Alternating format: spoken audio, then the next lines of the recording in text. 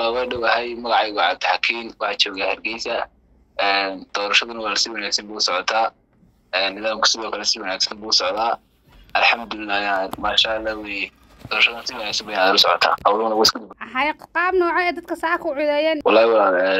koobaha bixinta horta si fiican wax hawluhu socdaan dadkuna si wanaagsan buu codeynayaan maxay ahayd dadkuna safkaasi ku jiraan si wanaagsan buu codeynayaan doorashooyinkii hore maxay ugu duwan tahay ee tan haatan dhacaysa Soomaaliland taymka dhacaysa walaal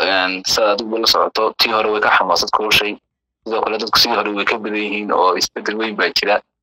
oo way ka xamaasad badantay marka waxa la dhigi karaa farqi weyn baa u dhaxeeya tan iyo tii hore imise goobada laga codeeyay magaalada Hargeysa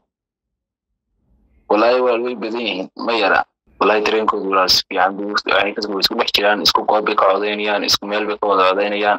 waa caadi waa dadku isku dhex jiraan si wanaagsan bay codeynayaan qof waliba ku dooranayo ayuu codeynayaa maxaa ka harsan doorashada mise wali way socotaa way socotaa wallahi la maqrib way soconaysaa wallahi natiijada ugu dhowr kadib baa lagu dhawaaqi doonaa saan filayo wallahi waa si rajo weyn baa laga qabaa oo waa si weyn ka socoto hawlu isku socdaan way si fiican way qof waliba rajo ka qaba